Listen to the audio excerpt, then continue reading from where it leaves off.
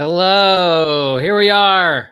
We're live, friends, or live for our patrons. And then who else will see this later on? I don't know. Hello, fellow systematic geekologists. Welcome to another live stream, a YouTube episode where your favorite geeks get to geek out with you. We get to go deeper in those things that we like to geek out on. So, geekologists, those who explore fandom and geekdom and have fun and go deep below those things, welcome. We're glad that you're here.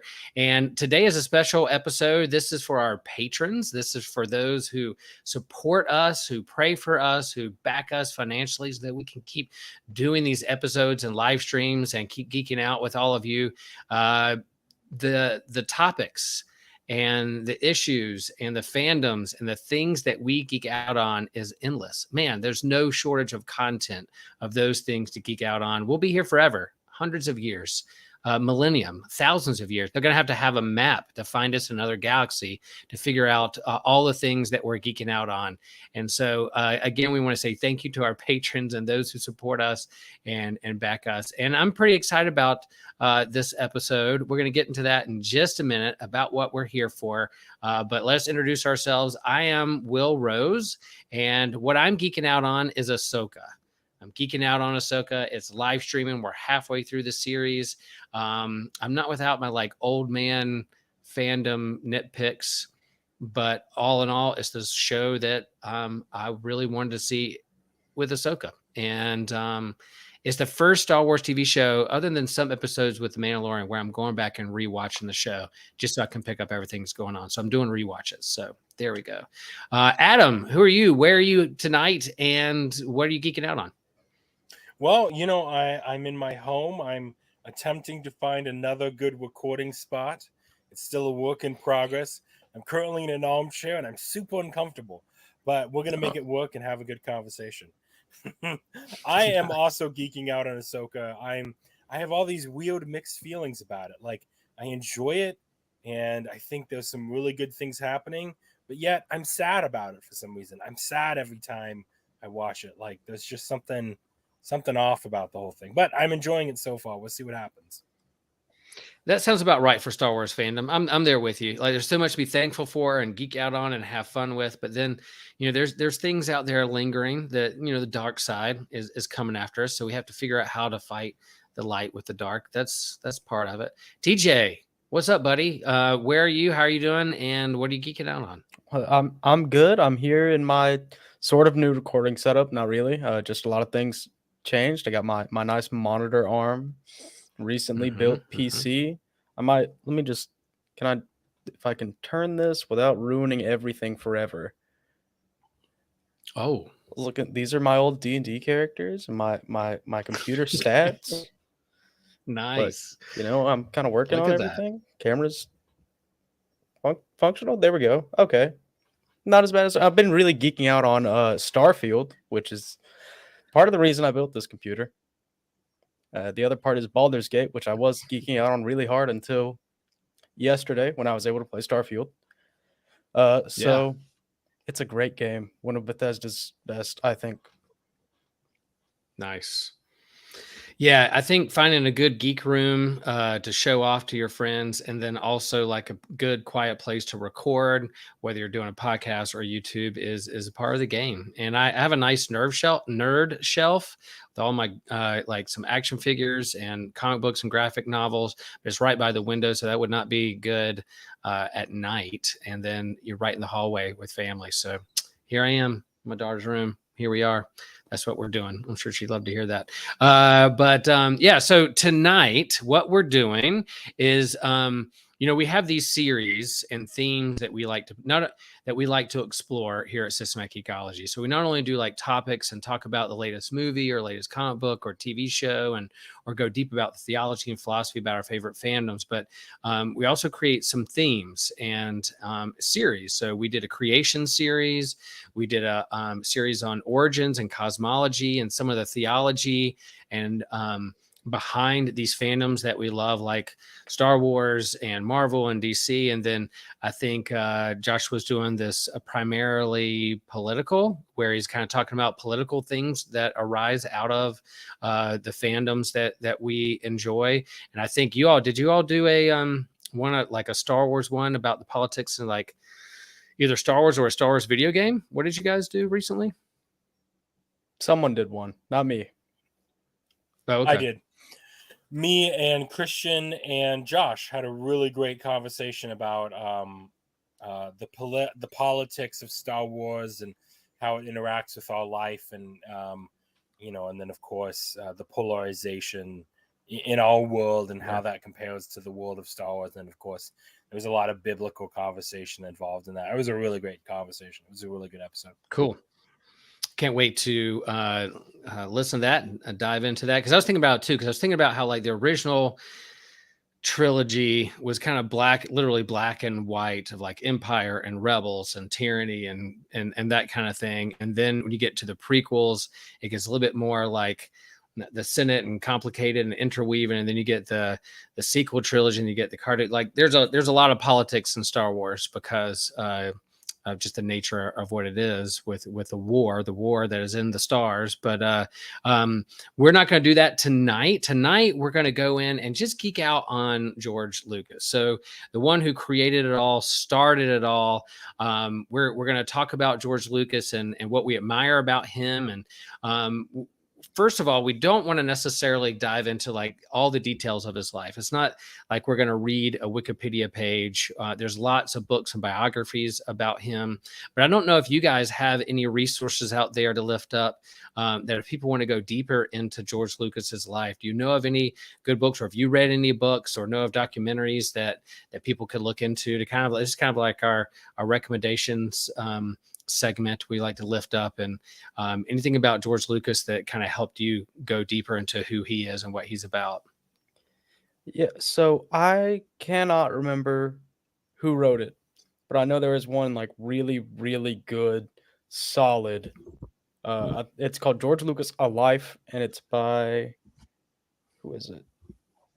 But I mean, it goes through like absolutely everything. Brian J. Jones wrote like a really, really comprehensive biography of George Lucas. It's like $9. I don't know. I'm getting it. Mine's on the way. I just did buy it in time to read it for this. But yeah, good. That's good recommendations. Adam, how about you? Have you heard anything or do you have anything out there, or just the osmosis of the fandom that's out there? Back in the day, there used to be these things called DVDs, and they had bonus features on them. And I loved watching all those, back when, because I know I have all the Blu-rays up to The Force Awakens, and watching through some of the DVD features and stuff. And I remember for episode 2, the DVD, like episode 2 was like the very first official DVD of a Star Wars film. And it had a bunch of stuff about the making of that and a lot of his history and stuff. So most of what I know about George Lucas comes from that. And also the Indiana Jones DVD commentaries and things, and the making of, he talks a lot about his life and things and that. And that's all really interesting. Yeah, that's a great point. Yeah, the days of DVDs. Yeah, there was VHS tapes, and then there was DVDs and Blu-ray. But they tried to lure you to get these DVDs other than just like renting them at Blockbuster or watching HBO or whatever. It's like they had these extra content, deleted scenes, but also these documentaries behind the scenes, or the making of, the creation of, to see how the sausage is made, if you will. And those are good stuff. So yeah, I think you dig. They're out there somewhere. I'm sure some of those are probably on YouTube as well. I'm sure. Yeah, that's two things I want to lift up. So good. Yeah, you just go on YouTube and look up George Lucas, and so many people. Boom. Yeah, not right now. Wait till after you watch this episode. We're one of those people now. Yeah, we're now one of those people. They'll Google and say, "What is it?" And we're telling people to go elsewhere. That's how good we are on YouTube. But so two things I want to lift up. One, a podcast that was a few years ago. I think it was even before the pandemic. It was called Inside Star Wars. It's from Wondery. It was an audio biopic of George Lucas and the making of the original Star Wars 1977 movie. And it really shares like the story of him working on a shoestring budget, having no support from Hollywood, no support from his parents. He'd already made like American Graffiti and done a couple other things. He went to USC. He was friends with none other than like Francis Ford Coppola and Steven Spielberg. And those are like the only two that were helping him. If you're going to have backing and have friends, those are two powerhouse friends in the movie business. I think is good. But it was like, all this, nobody really wanted to support it and thought he was crazy for making it. Even the people while they were making the movie were like, what are you doing? What are we doing here? This is just ridiculous. And it only released into a couple of theaters. And then once it got out there and people saw it, it literally like changed the world and how we do movies and how we do sci-fi. And so, man, that series Inside Star Wars, a podcast was a lot of fun. I cannot wait every week for it to drop. And then another one, it's not as positive, but it's one that I think sheds a lot of light on George Lucas and what he went through and why he eventually sold to Disney. It's a 2010 documentary called The People versus George Lucas. I don't know where you can find it out there, but it's basically, about the widespread fan disenchantment with George Lucas. It is, it documents his rise of fame and how popular he was and how people were just sold out on Star Wars and loved it so much. And then the prequels hit, and then this fan backlash to the prequels and some of the characters and the decisions he made in those movies and how fans just really ripped, turned their back on him and what he wrestled with that. And then in 2010, you remember Disney hadn't bought, Star Wars yet from George Lucas. So the end of that documentary is kind of this somber note that George Lucas will probably not make another Star Wars again. He won't do a whole lot because of, at least not another movie, because of the fan backlash. He couldn't do it. The toxicity was out there. But then he sold the franchise, of course, to Disney, and they went running with it. And there's a lot of story and history behind that and his relationship with Disney and regrets or how they made the movies. And that's kind of why we're here today. But The People of George Lucas is an incredible documentary that I recommend as well. And it gives a good snapshot of kind of the toxic fandom and where it can go with all of that. So yeah, those are some things that we want to kind of lift up and know there's a lot of good resources out there in the life of George Lucas. But, hey, we have three geeks here, three systematic geekologists here to hang out. And we just want to geek out on George Lucas for a little bit. So to dive in, Adam, what was your first experience with Star Wars? I know I've talked with TJ a little bit about this in the past, but like, what was the first movie? Was it in the theater? Was it on TV? Was it a comic book? Was it a book? There's so much Star Wars content. What was your first experience with Star Wars and how did it hook you?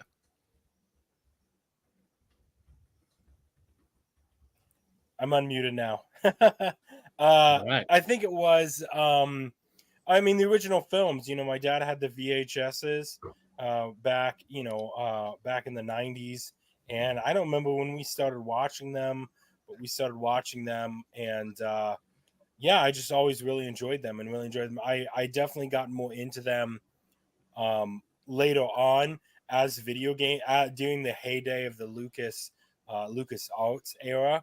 I was really into the video games and really loved playing Star Wars video games, Dark Forces, specifically Dark Forces 2, Jedi Knight, Jedi Academy, Jedi Outcast, and then of course Force Unleashed, Knights of the Republic. So even though I started with the films, it was the video games that really got me into it and really got me psyched about it. Nice. So you saw the movies on VHS and kind of got sucked into the movies. What was the first Star Wars movie you saw in the theater?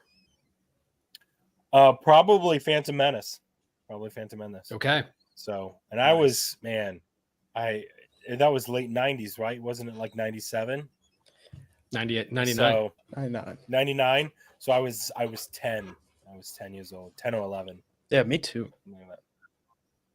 No, you weren't, TJ. All right, TJ. What was your first Star Wars experience, TJ?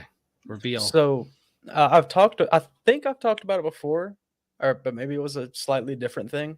But when I was young, had my own room, sort of, not really.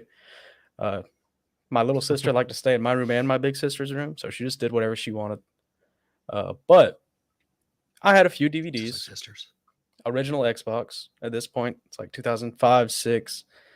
Not that I hadn't seen or interacted with Star Wars before that. I mean, I was 7 years old at this point, 6 or 7 years old. But I just don't. My memory's not that good. So past beyond that, it gets a little hazy, as in like non-existent. So I distinctly remember having about 3 games and about 4 DVDs in my room that were convenient to get to, and I didn't have to go to another room to get. So I'd swap between those all day, every day. I would swap between Turok, uh, Sonic Riders, and Star Wars Knights of the Old Republic 2. And for the movies, I would swap between Attack of the Clones, Jurassic Park 3, and Alien vs. Predator. Wow. Yeah. Those are the movies you rotated, huh? Yeah. Nice. Huge fan favorite movies for fans of their respective franchises. Yeah, Not sure if you everyone's guys favorites. Yeah, everyone's favorite Aliens movie, everyone's favorite Predator movie. But that's what I did when I got tired of playing Knights of the Old Republic. I would watch Attack of the Clones and go to bed. It was a good time. And we That's so definitely, funny. I know we owned the original trilogy on VHS.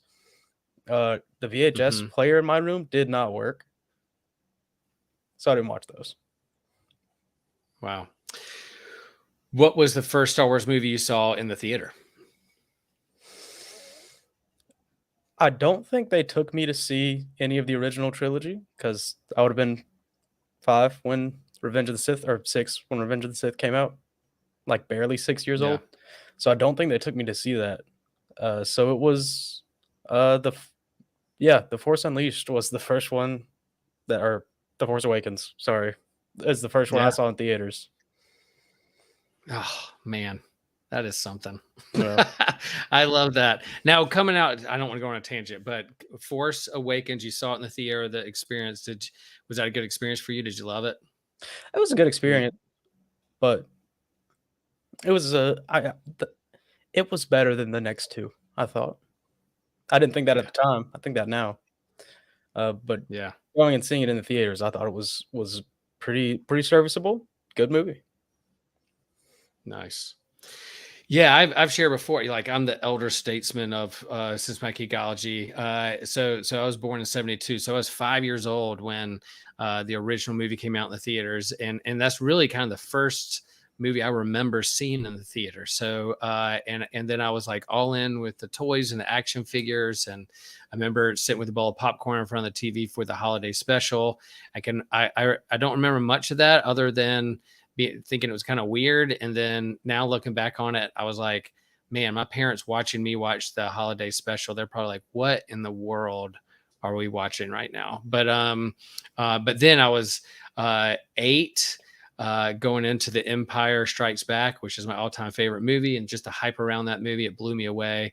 So I saw all the original movies in the theater, and then it had all the action figures and that kind of stuff, and it was just a big part of my fandom and childhood imagination. And then I mean, even like the adventure and the sci-fi, but also the spirituality of it and the Force and the hero's journey and wanting to tap into like the nature of all, that force that flows through all living things, I think had an impact on my spirituality as well, and how I kind of see the universe and the world.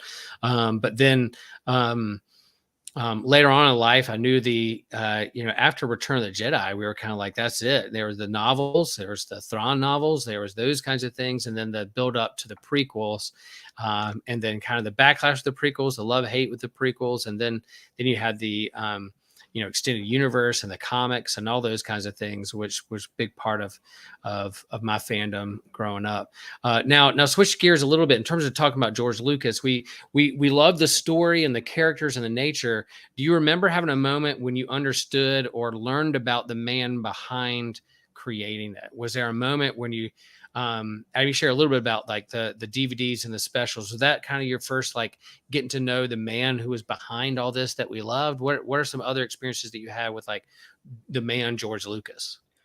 So I didn't really know a lot about George Lucas for a long time, and I wasn't that interested in learning about George Lucas. At that point, I didn't really care about the artist behind the art. I was a child, Right. but uh, we got a movie because you can go to Dollar General, get a movie for like $2, watch that for the night, and one day I got Strange Magic. I don't know if either of you have ever seen or heard of Strange Magic, You've but I shared think about I've this talked before. about I it can tell before. again. I love it. I Yeah, love it. it's a musical that George Lucas wrote, uh, so that his daughters could have something to enjoy, because Star Wars isn't for Right. girls. And I love it. I think it's a good movie. Most people think it is pretty serviceably awful. Uh, I think it's a fun time though. You should check it out. It wasn't until that point where I was like, really, George Lucas made this? And then I started like learning about George Lucas and finding out what else he had done and reading the books. Not those books, his other books. I'd already read a lot of the Star Wars books at that point, but the other George Yeah. Lucas sci-fi books, which are pretty good, and their name escapes me at the moment, but I did enjoy reading them. You said Strange Magic is the name? Mm-hmm. Yeah. And that's on Disney. Is it on Disney Plus? Yeah. That's what made me talk about think it last time, I think. Yeah, I think I looked it up, and oh man, that was tough. I tried, and then I couldn't last too long. It was hard. It's a pretty good movie. Yeah. Adam, how about you? What was it? When did you learn about the artist behind the art? Really with LucasArts in the late 90s, early 2000s. I was really curious of understanding who this was, and honestly, if I'm being honest, I was thinking about it while TJ was talking, and it's like he was really the first director that I knew anything about, because not only obviously not only did he do Star Wars, but he also did Indiana Jones, and something that really intrigued me was the movie Willow. I loved Willow. It was still one of my favorite movies. I have no clue why, but just kind of making that connection that this same guy made these films, and then this same guy has authority when making these video games, I always thought was really interesting. And so I don't really know, like I can't think of a particular time that I knew him above other people, but it was definitely when I was starting to get into gaming and PC gaming, and I flocked to Lucas games, that I started to make those connections. Yeah, that's great. I think for me, I didn't know much about the person behind it all, or the artist behind the art that I was watching or geeking out on, but I do think it was right around the Raiders of the Lost Ark when this guy named Spielberg, who also did Jaws, is teaming up with George Lucas to make this movie that has Han Solo in it, but it's not Han Solo, it's Harrison Ford who's playing a different character. I was like, okay, I'm there. So I saw that in the theater as well with my friend, and I was like, this is great. So I started learning more about like George Lucas' connection with his friends and the director, and learning about some of that. So you kind of got behind the person who's creating all these things. And one of these things I really admire about George Lucas is that, his tenacity there at the beginning was that, like, people were telling the naysayers who were saying, you can't get this done. What are you doing? But he had this imagination that I'm going to do this. And if they don't have the resource out there for me to make this movie, I'm going to invent the thing that I want to see happen in my movie. And so his imagination, he had to wait for the special effects and the technology to catch up with what he wanted to do with his imagination. So yeah, he had Lucasfilm, LucasArts, he did Industrial Light and Magic, THX, all those things that were a part of like him creating Star Wars. He had to invent all that stuff. He's like, here's the world that I'm trying to create and what I want to visualize on screen. Let's see what this can happen. And part of his story was that, he did American Graffiti, and then he wanted to do a sci-fi movie, and so he wanted to do Flash Gordon, but he couldn't get the rights to do Flash Gordon. They wouldn't let him do that. Very popular. A part of his childhood is watching Buck Rogers and Flash Gordon and these kind of pulp sci-fi, episodes or magazines or comic books, and he was like, I want to do this, and they wouldn't let him. So he's like, well, I'm gonna create my own Flash Gordon. I'm gonna create my whole world, my own sci-fi world. So that was the world of Star Wars that he built. So and then, you know, diving into like another sci-fi like legend of Dune. As I was reading Dune, getting ready for the movie to come out, I was like, oh man, George Lucas really borrowed a lot from Dune for Star Wars. I think he was a big fan of Dune as well. Do you guys have thoughts on some of the you know, nobody's a Lone Ranger. Nobody accretes out of thin air. We all borrow from those things that we love. So if I wrote a comic book tomorrow, which I'd love to do, I'm borrowing from those things that I really love, and that is built upon. So we're building upon the communion of saints who have come before us. And so George was just doing the same. It was in the zeitgeist of the day.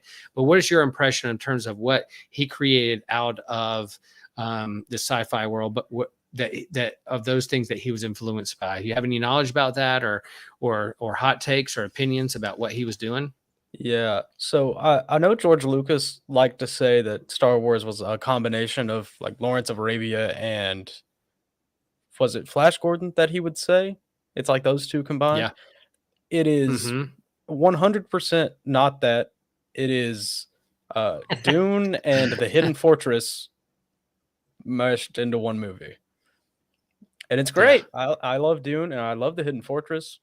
It's actually a little embarrassing to admit, but I don't own any Star Wars DVDs. I do own 4 or 5 Kurosawa movies on DVD instead. And the Hidden Fortress, Mm-hmm. I think we've watched the Hidden Fortress in this apartment more times than we've watched any one Star Wars movie. So Wow. we're Okay. big Kurosawa fans. We all played Ghost of Tsushima, which I'm not sure if either of you played or heard of, but Ghost of Tsushima had a No. Kurosawa movie filter. So of course we played it on that. But when people say like, "Oh, Star Wars is just the Hidden Fortress," they're pretty much right. Yeah.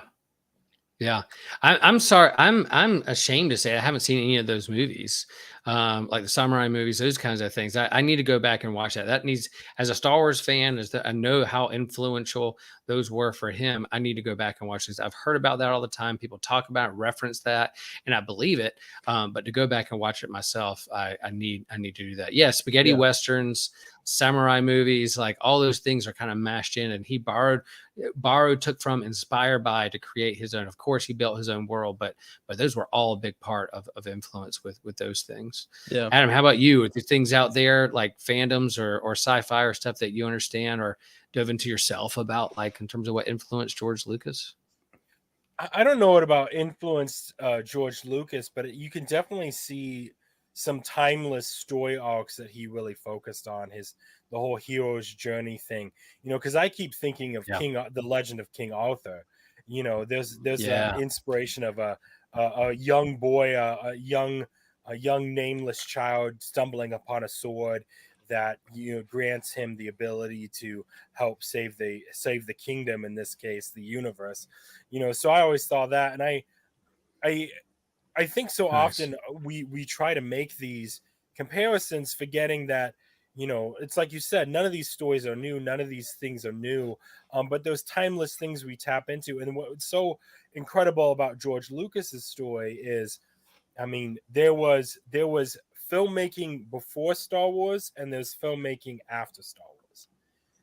You know, and Yes. you have to give him credit about that. Whether you like him or not, whether you think he's a good writer, no matter what you think about him, Star Wars, the sci-fi that, if you watch the sci-fi that was happening before Star Wars and the sci-fi that was Yeah. happening after Star Wars, it's complete night and day. No one had ever done that. No one had ever done that filmmaking.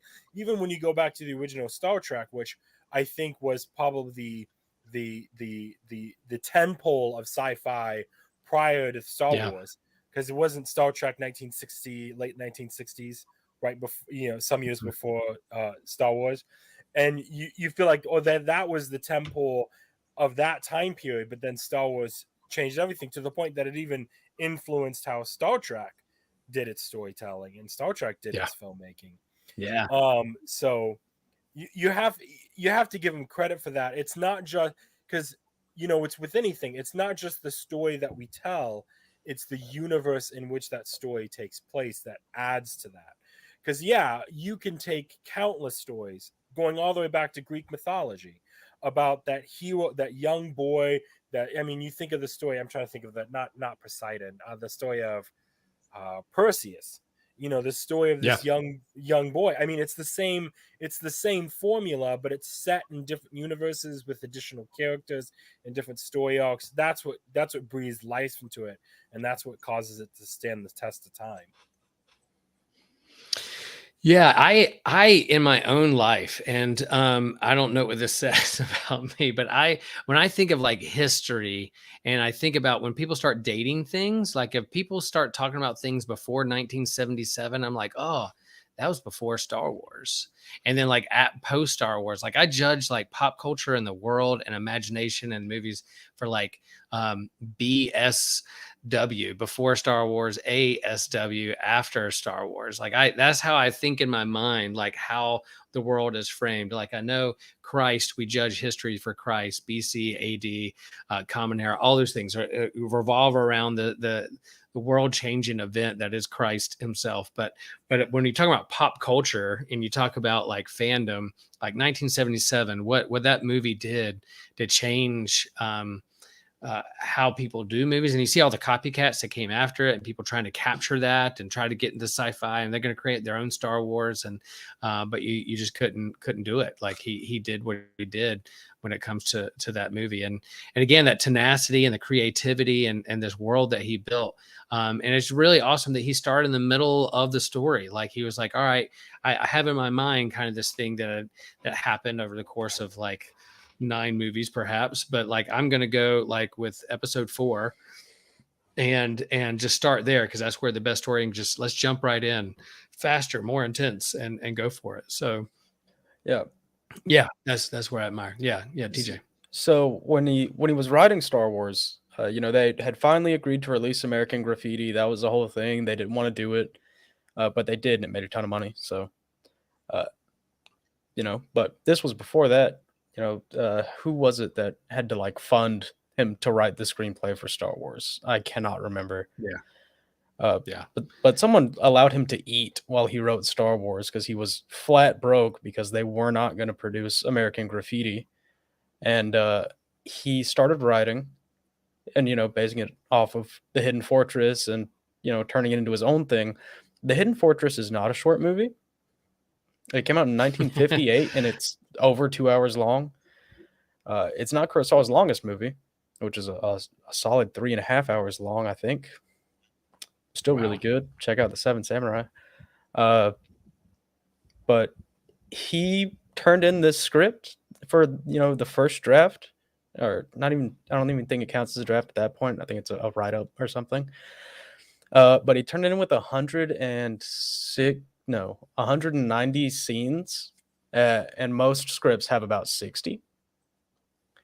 So that's why there's an original trilogy, because he wrote 3 movies as one. Yeah. And at that time, at the same time, he kind of wrote up the backstory because of, writers like Tolkien who put out their stories with so much world building already because they wrote the history. Those are the prequels. He did not intend for those to be made into movies, which might be why they're so clunky. Right. Yeah, but when he's name dropping like stuff in the original movie, like with the Clone Wars or all that stuff, and you're like, oh, you kind of perk up and like, there's a whole story there. There's a back history. It's not just this one adventure here. There's stuff that happened before. And another interesting part about George Lucas, not only him creating the tech and the practical effects and the sci-fi, all that stuff that just changed how people did movies, but also like he didn't have a lot to do with the movie itself, like in terms of funding the movie or getting paid by the movie, but he made a smart choice. Like when he signed his like toy deal, he was like, I want all my money with like the toys and the extra. Like, I know I'm not going to make a lot of money on this movie per se, but I want all the money that come back to me with the toys. And that was a smart decision because those toys went gangbusters. I have a closet full now from when I was a kid. I wish they were still in the package, but they're not. I played the paint off those things. So like, the toys and what he did with the extras around Star Wars to help build, and then leading up to other movies, putting out like action figures and cameos for creatures and characters that are going to come up in future movies that teased what was coming up. You know, it was before the internet, so you didn't have these like teaser images of stuff, but he would find ways to tease what could happen in the next movie through the toys themselves, that like little boys with imaginations were like, man, I wonder what this is going to be. In our own headcanon, we're writing the story and doing our own adventures and playing with it. Now you guys had a lot with the video games and kind of how you grew up and the DVDs. Were there extras when it comes to like the toys themselves? Were there toys when you were little that stood out for Star Wars that you engaged with as a kid? Yeah, Hot Wheels released a series of planes and the ships and stuff. They weren't to scale, but they all had little pilots with them. Nice. Some of my favorite toys, man, were those planes, and how, you know, doing the dog fights with the X-Wing and the TIE fighters. I didn't have very many, but man, I played the snot of them. I remember one of my Hot Wheels favorite was X-Wing. You had a Hot Wheels X-Wing? It was, I don't know if it was, I'm assuming it was Hot Wheels. I'm pretty sure it's Hot Wheels, but they were probably about this big. Yeah. I have my kids play with them still. Well, destroy them still in the other room. Yeah. I'm sure if I had enough time, I could dig it. But they were like this big. They were this big, and they had a little pilot and everything. I don't remember if they were Hot Wheels or not. I'm 90% sure they were. But yeah, man, I played the snot out of them. They've got some of those. There's an old retro toy shop near me. They've got just so much. I need to go in there and like take pictures and post it on the Systematic Geekology like website, social media and stuff. Yeah, they go crazy. There's a whole wall is dedicated to Star Wars and like several of the aisles because it's retro. Yeah, toys. Please take pictures. I get out. I geek out hard on that. Like I found my old toys that my mom in the attic, and I was like, cool, you know. And she's like, oh, they might be worth something. Somebody's like, no, not anymore. But there are some friends of mine who gave me some toys that have, you know, still in the package, but also have some of the like little small plastic guns that come along with it. Sometimes you can sell those. People are looking to complete their collection with like the small things that got lost, but that's fun. I liked Hot Wheels as a kid too, but I'm gonna look up Hot Wheels X-Wing because if that's out there somewhere, I might have to get that on eBay. That's a lot of fun. But yeah, the stuff around Star Wars, like everybody tried to copy, you know, like whether it was, I don't know who to lift up, but like they all wanted to have, they saw what success Star Wars had with the movie itself, and then also the action figures and the collectability that comes along with that, and all that surround it. And I think at some point, like I don't know if those things, you know, I love all the movies, but I'm wondering at some point if those kind of the franchise toys and what we can sell, whether it's the toy or the plush or the cuteness or this. Kind of the cart driving the horse or the tail wagging the dog. Like sometimes I think later on, as George Lucas created, he was maybe thinking about the franchise of the toy, or they could sell that rather than the actual storyline itself. That's just me. I don't know if it's tempting by anybody to think like, oh, what could we create? Rather than the lone story itself, but like what's the stuff around it?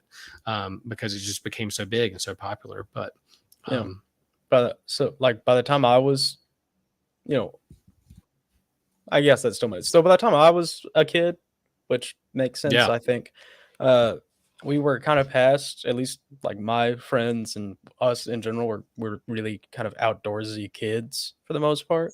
Yeah. So if we were going to play, we didn't want to play inside unless we were playing a game. So the Star Wars toys we owned were the lightsabers and the blasters. We'd go outside and beat each other up. And some of those things, those things were not created equally. Some of those are made with thick plastic. But other than that, if we're not gonna beat each other up with, fake sci-fi weapons, we were like, hey, come to my house. We're gonna play Battlefront 2, which Nice. was an Battlefront 2. amazing game. Amazing game. The I reboot's spent okay. hours on that game. The Yeah. original Xbox One, I spent hours on that game. Hours. Yeah. That was the Star Wars move for us, was come over, Battlefront. We'll do that for a few hours while our moms hang out on Facebook in the living room together. I love that. Like, yeah. So you have that, and then eventually George Lucas, in terms of the legend that he is, that creates the story and the the prequels and his love-hate relationship and the toxicity with fandom. Eventually he sells the franchise to Disney, and they're like, we're going to take this and run with it, with its movies and shows. And eventually, they create their own theme park around it. We were always, as kids, thinking about we had all that theme park in our head that we would have created, and maybe one day there'll be that. And you had Star Tours even before. I mean, there was a relationship with Star Wars and Disney before he sold the franchise. He had Star Tours, so he had a ride, he had things there, he had a relationship with Disney and those kinds of things. But then eventually he sells it on, and then you have Galaxy's Edge. So not only do you have like weird plastic sci-fi toys, but now you can go create your own lightsaber for a lot of money at Disney. I think TJ might even have one. I think he has somewhere. Let's see if it's nearby. He's looking. It is not nearby. Oh, okay. Yeah, I think he even has one. So, I was able to go to Galaxy's Edge last year. I told my family before I turned 51 for my 50th birthday, I wanted to go to Galaxy's Edge and experience it. It was super cool. It was super cool getting on the Falcon. Rise of Resistance. Man, there's nothing like that. So a lot of fun.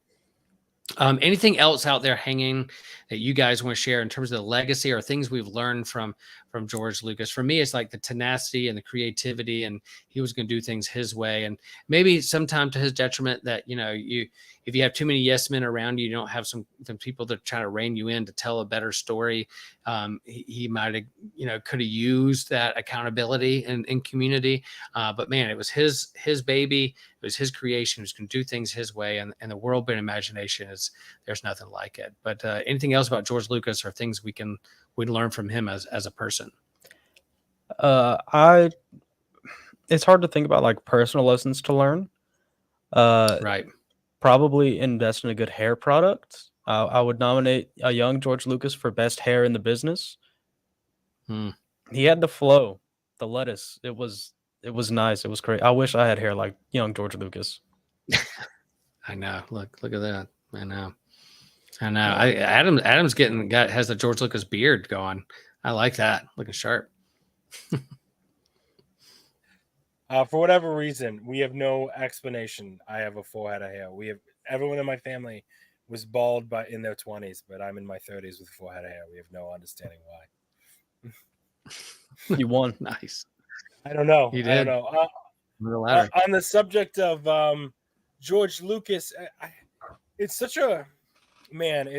I think about it a lot, because you think about how much George Lucas has an impact on the cultural zeitgeist from the 1970s until even today. Because like I said, I was so influenced by the video games, and even though many of the video games were just copies of other video games, like like Dark Forces is just a Doom clone, but it's a very good Doom clone. It's a very good Doom.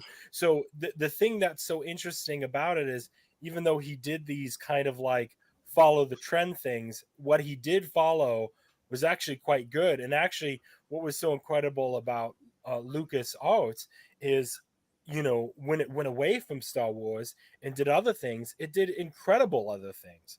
I mean, the Legend of Monkey Islands are still some of the pillars of the click and point adventure storytelling video games that have ever existed. I mean, one of the first games I was super into was Sam and Max Hit the Road, which was originally done by, it's the only Sam and Max game done by LucasArts, and it's out of all the games I've played for Sam and Max, it's the best. It's funny, it's interesting, and so it's just like it my overall point is, it's like it's so, he did all these great things and he had such an impact on the culture, and it's so sad to me that he basically left because of how he was treated.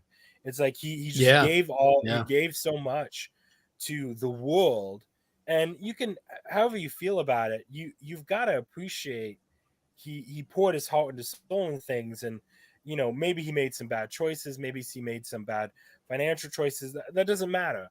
The fact of the matter is, our entire culture was altered by him, in my opinion, like few other filmmakers have, to be so universally impact the culture like he did. And you have to give him respect for that. You have to Yeah. give him that credit. Yeah. That's a And good don't be point. afraid to branch out, I think, is a good lesson. Right. Yeah. Yeah. Yeah, that's a good point. It's like, he's the maker. He made it all. And then how fans can turn on your maker. There's some parables there about, we're going to not call George Lucas God or anything, but in terms of like that bite the hand that feeds you, or turning against the thing that you love the most. And, the familiar infighting, all that kind of stuff, is a part of human nature, the human condition. But yeah, cheers to George Lucas for doing it, regardless of some of the things that we may like or dislike or love. Like, man, thanks for what you did. And he's getting up there in age. If and when he passes away, that's going to be huge. That's going to be huge. So one last question before we wrap this thing up. What is our hope for the Star Wars in the years to come? Like, it's in Disney hands.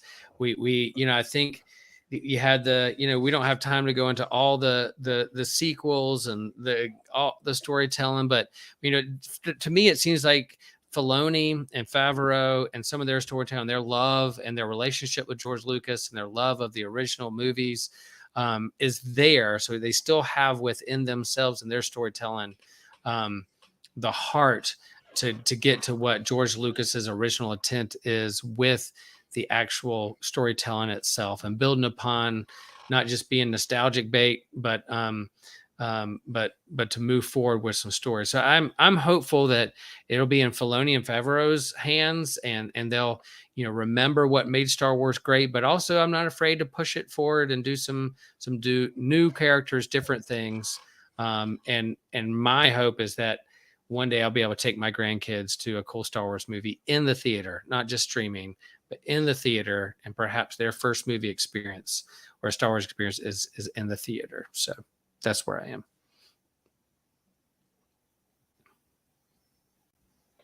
DJ, Okay, so you got? I really, a couple things. I really hope that Disney will kind of really lean into recanonizing a lot of the extended universe, and start pumping out the Old Republic content. People love the Old Republic content. Just don't mess it up. Simple enough. I want to see like Paul Rudd playing Revan. Something classy. Wow. But hey, Yeah, or there like you go. Ethan Hawke. I think Ethan Hawke would do Revan really well.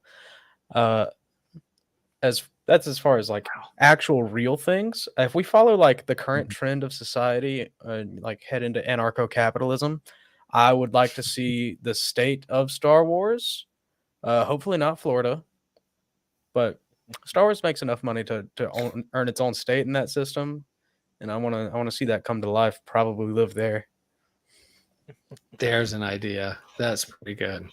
I like that a lot, DJ. That's the first time I heard that one. That's good. Please, yeah, pitch that one.